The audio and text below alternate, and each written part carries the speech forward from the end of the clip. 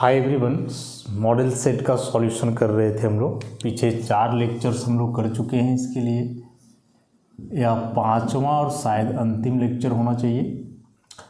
Lecture number 5, class 11th chemistry,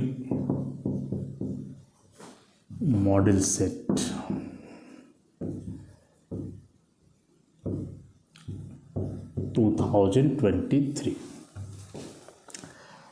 question number 28 तक किया था हमने, 28 तक। आगे बढ़े, question number 29। In the given species which one is Lewis base? Which one is Lewis base? Equilibrium chapter का है।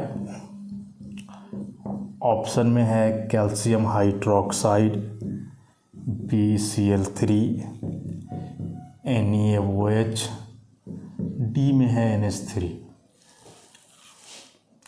Question number 30, what will be the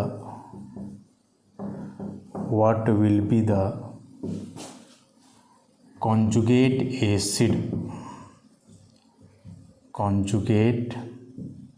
acid for NH2 minus. यहाँ ऑप्शंस में दिए हुए हैं NH3, N3 minus, NH2 minus, NeOH। और इसी chapter से एक क्वेश्चन और है 31, the concentration of hydrogen ion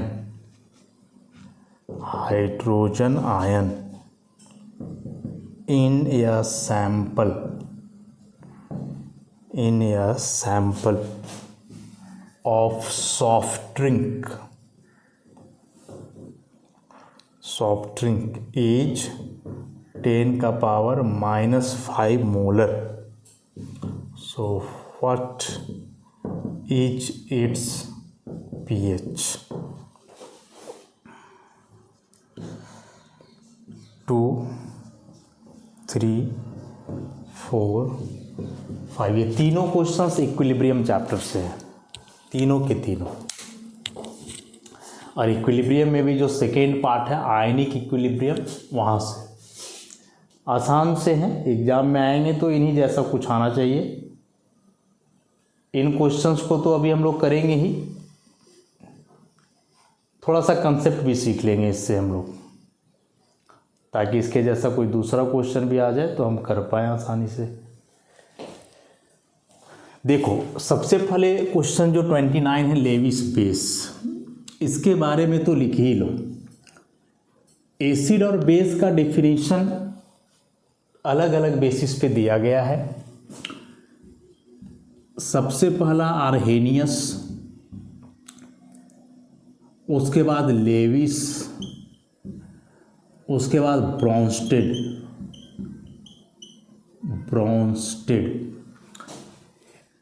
नाम है तीनों। इन तीनों के अनुसार एसिड और बेस क्या क्या होता है हम यहाँ लिख दे रहे हैं। आर्हेनियस के अनुसार एसिड क्या है? वह सब्सटेंस जो H+ आयन देता हो। कहाँ? H+ ion donor in aqueous medium water, कि जो सब्सटेंस पानी में घुल करके H+ आयन देता है उसको हम लोग एसिड कहते हैं। तो ये आर्हेनियस के अनुसार है। और आर्हेनियस के अनुसार बेस वह सब्सटेंस है जो वाटर में घुल करके कौन आयन देता है? OH- ion, hydroxide ion, Arrhenius कहते हैं। लेविस कहता है कि एसिड उसे कहेंगे जो लोन पेयर एक्सेप्ट करेगा, लोन पेयर एक्सेप्टर। बेस उसे कहेंगे जो लोन पेयर डोनेट करेगा। लोन पेयर माने electron pair, lone pair donate करेगा। और ब्रॉन्स्टेड के अनुसार एसिड वह सब्सटेंस है जो H प्लस आयन डोनर होगा इन एनी मीडियम। आर्हेनियस कहता है कि H प्लस आयन डोनेट करेगा केवल वाटर में, बोलता है कोई जरूरी नहीं वाटर है, कोई भी सॉल्वेंट होगा H प्लस डोनेट करेगा तो एसिड। और बेस हो गया H प्लस एक्सेप्टर। बस ये तीन बात को याद रखो। According to Arrhenius an acid is a substance which donate H plus ion in water and a base is the substance which donate OH minus ion in the water.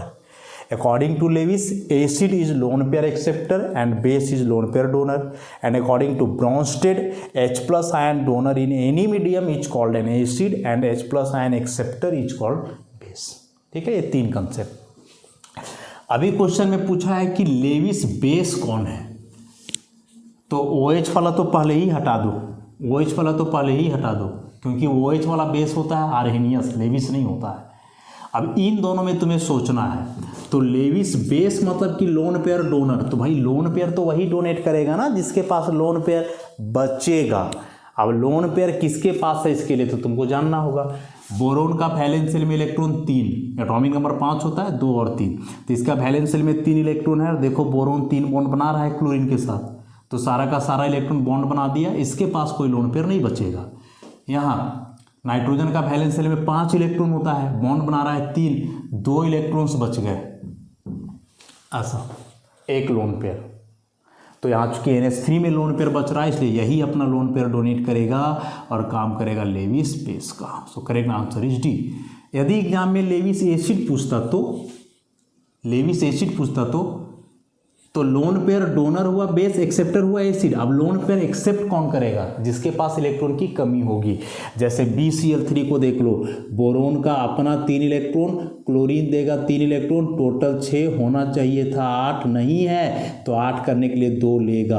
अभी lone pair लेगा तो Lewis acid हो जाएगा।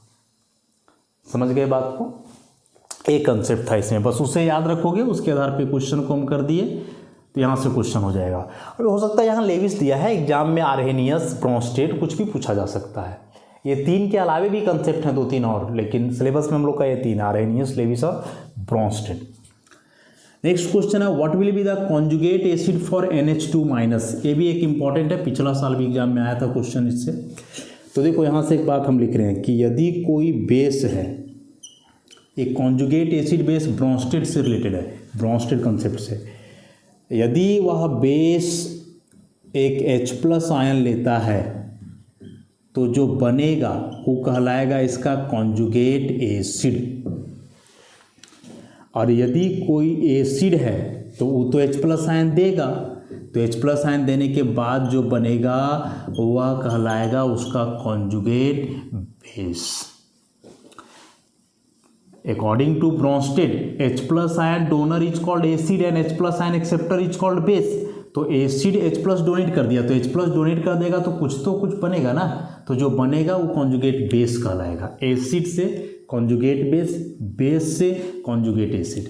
जैसे यहाँ पूछा है कि NH2 माइनस, NH पर 2 माइनस, इसका कॉन्जुगेट एसिड क्या होगा। कॉन्जुगेट एसिड पूछा है, तो कॉन्जुगेट एसिड कब बनता है, जब कोई H प्लस गेन करता है, तो इसमें तुम H प्लस गेन करवा दो,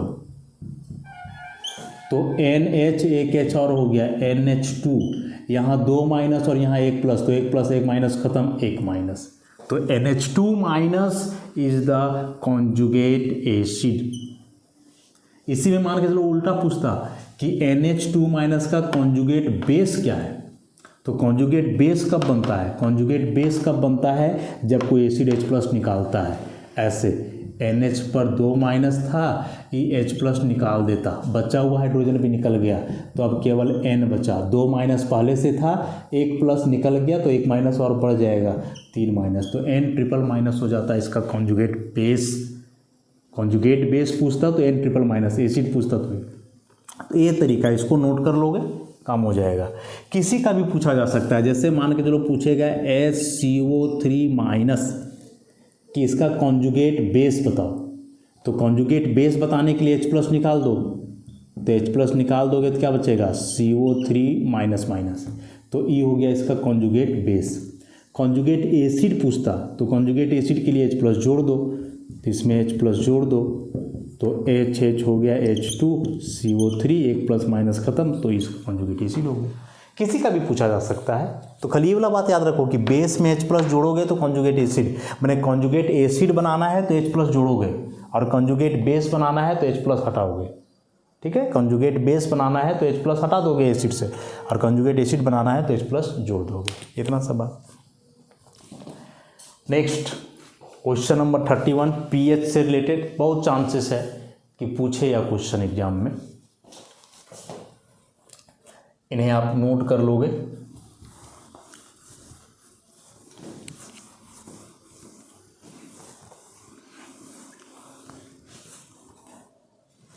देखो पीएच के बारे में सुने होगे तुम लोग, बड़ा कहानी है पीएच, जो पढ़ोगे चैप्टर में, अभी जितना ज़रूरत है हम लोग उतना लेकर के ही चलेंगे। पीएच का एक फॉर्मूला होता है log 1/H+ का कंसंट्रेशन। लॉग वगैरह क्या है इस सब डिटेल में जानना है, बस अभी जो ज़रूरत हो उसके अनुसार चले हम लोग। लिखा हुआ है concentration of hydrogen ion in A soft drink is इतना मोलर। ठीक है, हाइड्रोजन आयन का कंसंट्रेशन दिया हुआ है, तो केमिस्ट्री में जहाँ भी स्क्वायर ब्रैकेट रहे समझ जाना है कंसंट्रेशन है, मोलैरिटी है। ठीक है, तो इसका मतलब ये हुआ कि यहाँ तुम्हें दिया हुआ है क्वेश्चन में कि H+ का कंसंट्रेशन है 10⁻⁻5 m। अभी पूरा का वैल्यू दिया हुआ है, इसको यहाँ पुट कर देना है बस। तो pH बराबर log ऑफ 1 10⁻⁻5 m यूनिट है, उससे कोई मतलब नहीं है। सॉल्व करोगे तो log 10⁻5। अब इसमें से याद रखना कि यदि log 10 का पावर में कुछ रहे तो 10 का पावर जो रहेगा वही हो जाएगा आंसर। तो 10 का पावर 5 है तो 5 इज द आंसर। 6 रहता 6 हो जाता, 7 रहता 7 हो जाता। समझ गए बात को? यही है इसमें। ऐसे कोई भी क्वेश्चन हो जिसमें कंसंट्रेशन दे करके रखा हो ऐसे, तो तुम यही वाला फॉर्मूला यूज करोगे, pH बराबर log में। हो सकता है एग्जाम में हाइड्रोजन आयन ना दे करके हाइड्रोक्साइड आयन दे, ऐसे दे सकता है कि हाइड्रोजन आयन नहीं हाइड्रोक्साइड आयन देगा, कि हाइड्रोक्साइड आयन का कंसंट्रेशन 10⁻⁻8 मोलर है। तो बताओ pH कितना होगा ऐसे। तो जैसे pH का फॉर्मूला ये वाला लिखे तो ऐसे POH का फॉर्मूला लिख लो। तो POH बराबर हो जाएगा log 1/OH माइनस। अब ये वाला वैल्यू यहाँ पुट कर दो, तो log ऑफ 1/10⁻⁻8 ऊपर जाएगा 10⁻8, हम बोले जो पावर होगा वही आंसर 8। तो E निकला POH, हमें क्या निकालना है pH। तो यहाँ से एक फॉर्मूला होता है याद रखना कि pH प्लस POH बराबर 14। तो यहाँ से pH बराबर हो जाएगा 14 माइनस POH 8, तो आ जाएगा 6। तो ये वाला फॉर्मूला pH और POH को जोड़ने पर कितना आना चाहिए 14। समझ गए? तो ये इक्विलिब्रियम के 3 क्वेश्चंस बड़े इंपॉर्टेंट हैं एग्जाम में। यही तीनों टाइप में से कुछ आ सकता है, इसके अतिरिक्त भी बहुत टॉपिक है इसमें, लेकिन नहीं आएगा उस सब में से। बड़ा सा टॉपिक है। एक एसिड बेस से तो एक क्वेश्चन 100% रहेगा इससे, चाहे कॉन्जुगेट एसिड बेस पूछे, लेविस एसिड बेस पूछे, और एक जनरल टॉपिक यही पीएच वाला बन रहा था।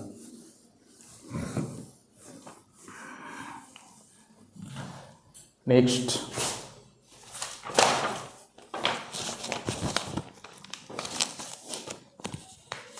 क्वेश्चन नंबर 32, ऑक्सीडेशन नंबर पूछा है, रेडॉक्स रिएक्शन का है, H2SO4 में सल्फर का। बड़ा आसान है। हाइड्रोजन का +1 लेते हैं हम लोग, नॉर्मल कंपाउंड है। सल्फर का X, ऑक्सीजन का -2 × 4 इक्वेट करते हैं जितना चार्ज होता है, तो चार्ज 0 है। सो +2 + x - 8 = 0, x - 6 = 0, x = +6। आंसर दिया हुआ है, बी नंबर हो जाएगा आंसर इसका 33। अब देखो इसमें ऑक्सीडेशन नंबर किसी का भी निकालने आ सकता है, ये तो कॉमन सी चीज़ है, निकालने के लिए जानते ही होंगे, कोई जरूरी नहीं इसी कहा जाए। तो ऑक्सीडेशन नंबर निकालने के लिए रहेगा। हाँ, ये बड़ा इंपॉर्टेंट है। Question number 33, which of the following species do not show disproportionation reaction। Disproportionation reaction को ही हम लोग कहते हैं सेल्फ रेडॉक्स रिएक्शन। ऑप्शन में है ClO4 minus, ClO2 minus, ClO3 minus, ClO4 minus. देखो याद रखना कि डिस्प्रोपोर्शनेशन रिएक्शन वैसे स्पीशीज शो नहीं करते हैं जिसमें सेंट्रल एटम अपने हाईएस्ट ऑक्सीडेशन स्टेट में हो या फिर लोवेस्ट ऑक्सीडेशन स्टेट में हो। उस प्रकार के केमिकल स्पीशीज जिसमें उसके सेंट्रल एटम का ऑक्सीडेशन नंबर हाईएस्ट हो या लोवेस्ट हो, तो उसमें सेल्फ रेडॉक्स रिएक्शन नहीं होता है। आखिर इस सेल्फ रेडॉक्स रिएक्शन है क्या? तो उस प्रकार का रेडॉक्स रिएक्शन जिसमें एक ही स्पीशीज का ऑक्सीडेशन भी होता है, रिडक्शन भी होता है। एक ही स्पीशीज का ऑक्सीडेशन रिडक्शन दोनों हो तो उसे ही हम कहते हैं डिस्प्रोपोर्शनेशन। ठीक है, अब जरा ध्यान से सोचना। क्लोरीन जो है, कोई भी हैलोजन ग्रुप 17 वाला, एटॉमिक नंबर 17 है, 2, 8 और 7। 8 करने के लिए ही एक इलेक्ट्रॉन लेगा, तो 2, 8 और 8, और एक इलेक्ट्रॉन लेगा तो Cl पर एक माइनस आएगा, मतलब यहाँ इसका ऑक्सीडेशन स्टेट हो जाएगा -1। या दूसरा कर सकता है कि सातों लूज करे, तो सातों लूज करेंगे तो 7 प्लस आ जाएगा, तो ऑक्सीडेशन नंबर हो जाएगा +7। तो इसका मतलब क्लोरीन का ऑक्सीडेशन नंबर का रेंज हो गया -1 से +7। +7 हो गया हाईएस्ट ऑक्सीडेशन स्टेट और ये हो गया लोवेस्ट। मतलब क्लोरीन का -1 से कम नहीं हो सकता है और +7 से ज़्यादा नहीं हो सकता है। तो तुम देख लो कि इतना में से किस में क्लोरीन का ऑक्सीडेशन नंबर -1 या +7 दोनों में से कोई भी एक होगा तो उसका डिस्प्रोपोर्शनेशन नहीं होगा। तो यहाँ ClO माइनस है, निकालोगे क्लोरीन का x मानोगे, ऑक्सीजन का -2, ऊपर -1 है, तो x बराबर -1 + 2, तो x बराबर +1। तो क्लोरीन का +1 वैसे यहाँ निकालना, +3 यहाँ निकालना, +5 यहाँ +7, तो -1 तो कहीं नहीं है, +7 आ गया। अब क्लोरीन का ऑक्सीडेशन नंबर यदि यहाँ +7 है तो ये क्या +7 से बढ़ करके +8 हो सकता है? नहीं हो सकता है। तो जब ऑक्सीडेशन नंबर बढ़ेगा नहीं तो इसका ऑक्सीडेशन नहीं हो पाएगा, केवल घट सकता है, +7 से +5 -1 कुछ भी, तो घटेगा, मतलब इसका केवल रिडक्शन हो सकता है, ऑक्सीडेशन नहीं। और दोनों जब तक नहीं होगा तब तक वह डिस्प्रोपोर्शनेशन नहीं कहलाएगा। तो डिस्प्रोपोर्शनेशन होने का कंडीशन है कि ऑक्सीडेशन नंबर हाईएस्ट और लोवेस्ट नहीं होना चाहिए, उसके बीच का। जैसे इन तीनों का डिस्प्रोपोर्शनेशन होगा और इसमें ऑक्सीडेशन नंबर हाईएस्ट है इसका +7, तो नहीं होगा, नहीं होगा। समझिए, इस बात को ध्यान रखना है। इम्पॉर्टेंट क्वेश्चन है, इसमें से कोई भी एक स्पीशीज आ जाएगा, पूछेगा कि उसमें डिस्प्रोपोर्शनेशन रिएक्शन होगा या नहीं। तो इसी कंसेप्ट को याद रखना। ऑक्सीडेशन नंबर देखोगे, लोवेस्ट या हाईएस्ट तो नहीं है, लोवेस्ट या हाईएस्ट है तो नहीं होगा डिस्प्रोपोर्शनेशन, और लोवेस्ट हाईएस्ट के बीच का है तो डिस्प्रोपोर्शनेशन होगा।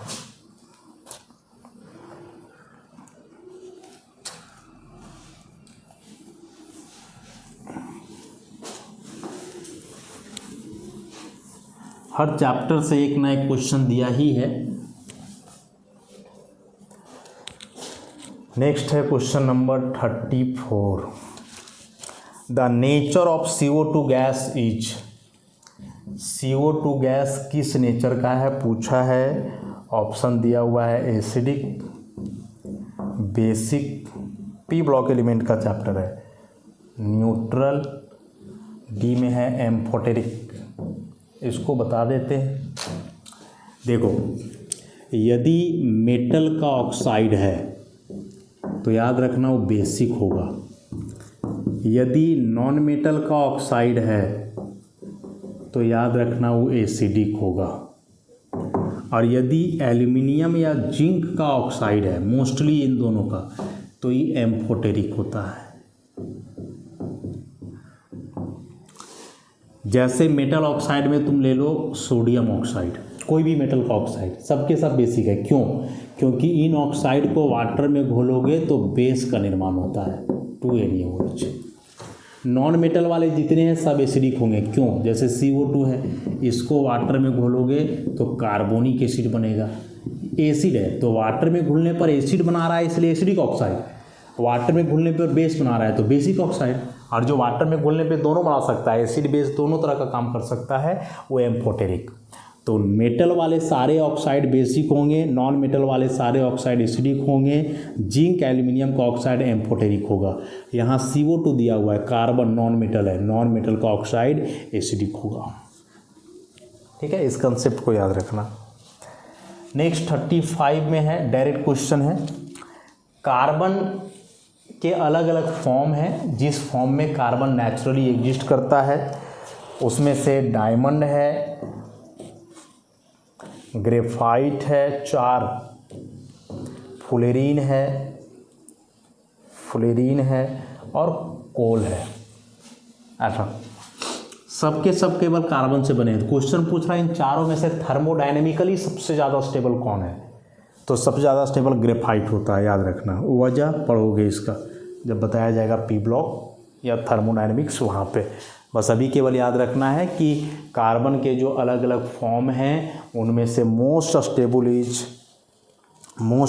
Is graphite. ग्रेफाइट सबसे ज़्यादा स्टेबल है।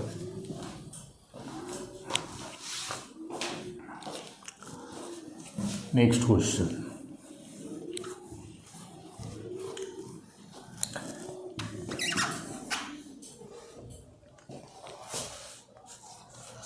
क्वेश्चन नंबर 36, ये भी पी ब्लॉक से ही है।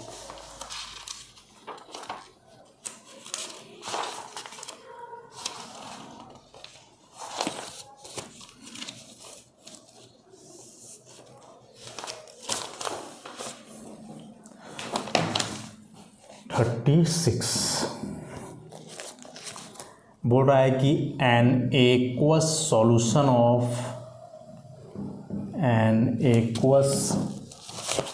Solution of borax is, option में है एसिडिक, बेसिक, न्यूट्रल, डी में है एम्फोटेरिक। बोरेक्स एक कंपाउंड है, बोरोन का। फॉर्मूला इसका अलग अलग तरह का बोरेक्स होता है, लेकिन जो मोस्ट कॉमन है Na2P4O7। बोरेक्स ग्लास कहते हैं इसको हम लोग। इसे जब तुम वाटर में घोलोगे ना, तो वाटर में घोलने पर बनता है 2NaOH + 4H3BO3। ई एसिड है लेकिन वीक एसिड है। ई बेस है, हम लोग जानते हैं बहुत स्ट्रॉन्ग बेस है, वेरी स्ट्रॉन्ग बेस। तो कहने का मतलब कि बोरेक्स को जब हम लोग वाटर में डिजॉल्व करते हैं तो एसिड बेस दोनों बनता है, लेकिन बेस स्ट्रॉन्ग है, एसिड वीक है, तो ओवरऑल जो सॉल्यूशन होगा वो बेसिक होगा। जो स्ट्रॉन्ग रहेगा उसी नेचर का सॉल्यूशन होता है, याद रखना इसको। अब आगे बढ़े इसमें हम लोग।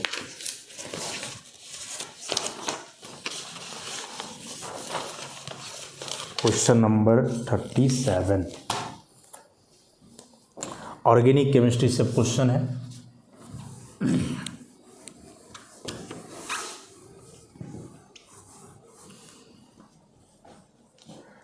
ओजोनोलाइसिस यूज किया है यहाँ एक term, reaction the product of ozonolysis. मान के चलो ये क्वेश्चन पूछने ही वाला है ओजोनोलाइसिस का। विल बी, ऑप्शन है CH3CH3, HCHO, CH3CHO, CH3CH2CHO। क्या है समझे हम लोग।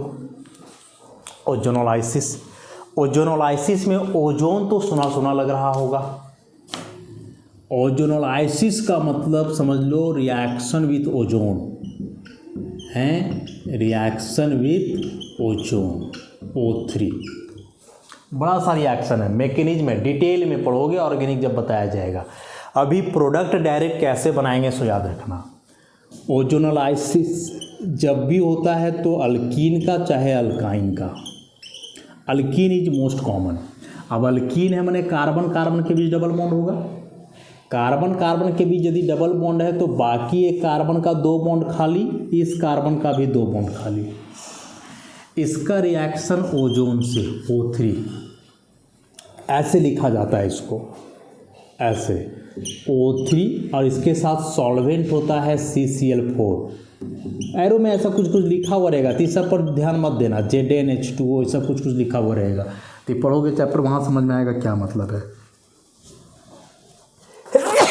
तो फिलहाल इतना याद रखो, ओजोनोलाइसिस वर्ड कहीं है या ऐसा कुछ लिखा हुआ है, बड़ा आसान सा चीज़ है। करोगे क्या कि अल्कीन में कार्बन कार्बन के बीच जो डबल बॉन्ड है उसको तोड़ दोगे और दोनों कार्बन में एक एक ऑक्सीजन लगा दोगे, double bond O plus double bond O, बस इतना काम करोगे, कुछ नहीं करना है। क्या दिया हुआ वो देखो, जैसे वर्तमान में तो दिया हुआ है ऐसा चीज़, ऐसा दिया हुआ है, ओजोनोलाइसिस पूछा है, लिख देते हैं। अरे कुछ नहीं, कार्बन कार्बन डबल बॉन्ड तोड़ो, दोनों में एक ऑक्सीजन लगा दो, क्या बनेगा CH3CHO। इधर भी वही चीज़ बनेगा, 2 मोल बनेगा, देखो कहाँ है CH3CHO। कुछ भी आ सकता है, मान के चलो ऐसा कुछ दे देगा CH3CHCH3CH2CH3 और बोलेगा बताओ ओजोनोलाइसिस करके क्या मिलेगा, इसका क्या मिलेगा, क्या तोड़ के ऑक्सीजन लगा दो वही मिलेगा। तो CH3C डबल बॉन्ड O, यहाँ भी C double bond O, CH3CH2CH3, बड़ा आसान सा चीज़ है। कार्बन कार्बन के बीच डबल बॉन्ड है, उसको तोड़ के दोनों कार्बन में एक एक ऑक्सीजन लगा दो, तो जो बनेगा प्रोडक्ट वही ओजोनोलाइसिस का प्रोडक्ट होगा। ओजोनोलाइसिस मतलब ओजोन के साथ रिएक्शन करके प्रोडक्ट का बनना, ठीक है। Next,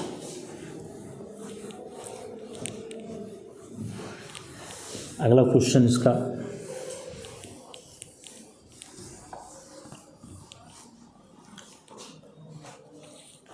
question number 38। यह भी एक इम्पॉर्टेंट चीज़ है। एक रिएक्शन दिया हुआ है CH3CH डबल बॉन्ड CH2, इसमें HCl जोड़ा है, बोलेगा क्या बन रहा है, 4 ऑप्शन दिए हुए हैं। ये भी इम्पॉर्टेंट है, आएगा एग्जाम में, यही नहीं इसके जैसा कुछ आएगा लेकिन आएगा।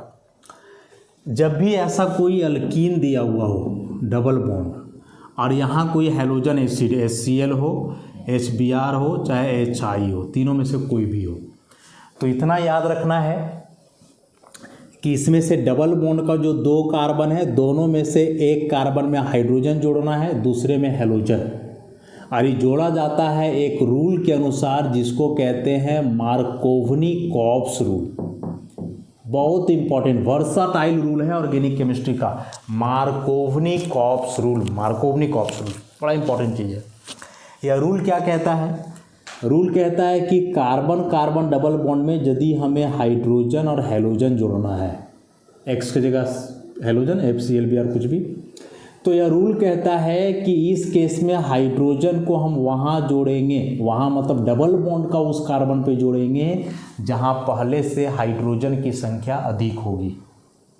डबल बॉन्ड का जिस कार्बन पे हाइड्रोजन ज़्यादा होगा उसी कार्बन पे हाइड्रोजन जोड़ेंगे, और जहाँ कम होगा वहाँ हैलोजन जोड़ेंगे।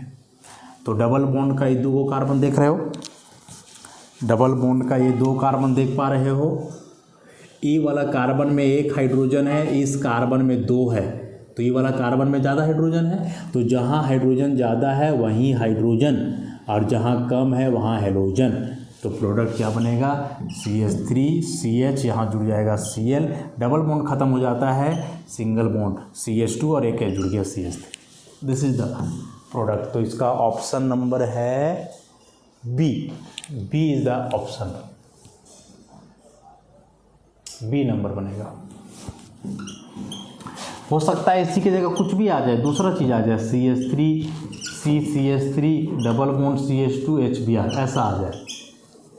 तो जहाँ भी अल्कीन और ये सब देखना, इसको याद रखना मार्कोवनिकॉफ को, तुरंत से हो जाएगा। डबल बॉन्ड का 2 कार्बन, इसमें 2 हाइड्रोजन, इसमें एक भी हाइड्रोजन नहीं। जहाँ हाइड्रोजन ज़्यादा है वहाँ हाइड्रोजन, जहाँ कम है वहाँ हेलोजन, ख़त्म कहानी। तो हो जाएगा CH3CH3, यहाँ जुड़ गया Br और ये हो गया CH3। समझ रहे हो? अब इसी को लिखने का अलग तरीका, यहाँ ऐसा हो सकता है ऑप्शन में ऐसे दे दे CH3 का होल 3 CBr, यही वाला चीज़ है, वो तो तुमको समझना होगा। ठीक है, तो ये था मार्कोवनिकॉफ रूल से रिलेटेड, और आएगा एग्जाम में क्वेश्चन इससे, डेफिनेटली आएगा। नेक्स्ट है क्वेश्चन नंबर 39। IUPAC नाम पूछा है, लिखने आसान है, सिंपल सा पूछा है हैलोजन कंपाउंड का।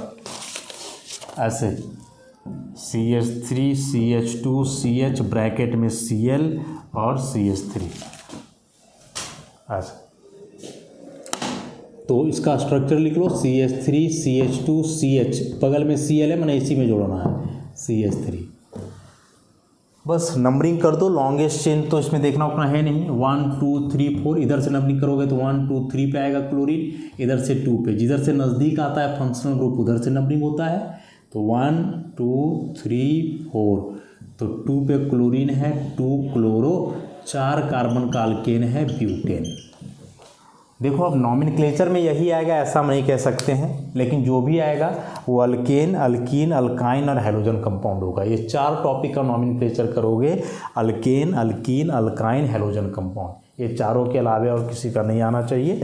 मैक्सिमम चांसेस है कि यही चारों का आ जाए, इसके अलावा भी कुछ आ सकता है, लेकिन ज़्यादातर चांसेस है कि ये 4, इसलिए 4 टॉपिक का नॉमेनक्लेचर आप कर लो। क्लास में हुआ है तो ठीक, नहीं तो वीडियो नोट से कर लो अल्केन, अल्कीन, अल्काइन और हैलोजन कंपाउंड। और एक लास्ट क्वेश्चन है इसका 40 नंबर, केमिकल फार्मूला पूछा है ओजोन का। तो ओजोन का तो O3 होता है, जानते हैं हम लोग, वो अंतिम चैप्टर से था। इन्वायरमेंटल केमिस्ट्री एक अंतिम यूनिट है हम लोग का, यूनिट नंबर 14, वहाँ से इन्वायरमेंटल केमिस्ट्री से एक आध क्वेश्चन रहेगा। तो यही सिंपल सा फार्मूला वगैरह पूछेगा, पॉल्यूशन से रिलेटेड वगैरह पूछेगा, ग्रीन हाउस गैस क्या है ये सब पूछ सकता है। तो एक बार देख लोगे, थोड़ा NCERT बुक खोलना, उसमें देखना इन्वायरमेंटल केमिस्ट्री में टॉपिक क्या क्या है, एक बार उसको वर्बली ऊपर से ही केवल देख लेना है, ऊपर से थोड़ा थोड़ा कुछ पूछेगा। एसिड रेन में क्या होता है, तो ग्रीन हाउस इफेक्ट क्या है, कौन सा पॉल्यूटेंट के चलते सबसे ज़्यादा पॉल्यूशन होता है, ऐसा करके कुछ कुछ पूछ सकता है ना, तो उसे कर लोगे। तो इस तरह से मॉडल सेट पूरा हम लोग कर लिए, 40 का 40 क्वेश्चन। उसके अतिरिक्त भी बहुत सारी बातें हमने बताई जो एग्जामिनेशन के लिए काफ़ी इम्पॉर्टेंट है। तो इतना भी यदि आप कर लेते हो तो एश्योर रहो अच्छे मार्क्स से पास तो कर ही जाओगे, 40 में तो 25-30 मार्क्स ले ही आओगे, यदि ऐसे क्वेश्चन से आए या इससे रिलेटेड भी आए, क्योंकि इन क्वेश्चंस के अलावा हम इससे कोरिलेट करके भी बताते गए हैं बहुत सारे क्वेश्चंस को। इतना रिपीट कर लो और थोड़ा सा अपने से प्रयास करके जो चैप्टर पढ़ाई हुआ है उसी को ढंग से पढ़ो। जो नहीं हो पाया उसमें दिमाग खपाने से कोई बेहतर नहीं, फ़ायदा नहीं है। जो नहीं हुआ उसके लिए जो हम मॉडल सेट बताए उसमें जो बताते गए वो सब टॉपिक को करो बस। तो समाप्त करते हैं हम लोग, अच्छे से कर लोगे प्रिपरेशन। धन्यवाद।